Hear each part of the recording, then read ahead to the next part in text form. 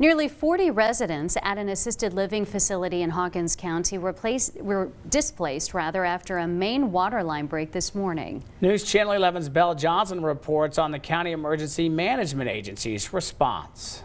Here at Signature Lifestyle's assisted living facility in Rogersville, over 30 residents had to be evacuated after a water line broke, flooding the facility. According to Jamie Miller, director of the Hawkins County Emergency Management Agency, the EMA was called out to the facility around 8:15 this morning due to residents being evacuated. The facility, approximately 25,000 gallons of water flooded the facility, and upon our arrival of emergency responders, there was approximately 38 patients that had already made it outside the facility that had to be evacuated. Miller says water was flowing out of the doors of the facility and freezing in the parking lot. Almost immediately the parking lot was turning to ice because of the temperatures outside. It was approximately 14 degrees when we arrived here at the scene. From the beginning of the incident, when we arrived on scene until we had all the patients inside of a warm vehicle, was about 30 minutes total. Miller says all residents were safely evacuated and were taken to a local church after the evacuation. Those patients were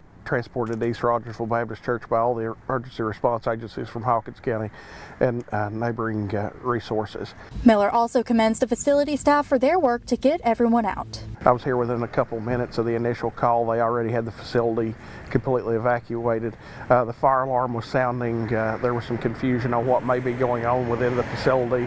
The staff did a phenomenal job of having the facility completely evacuated in a very quick fashion.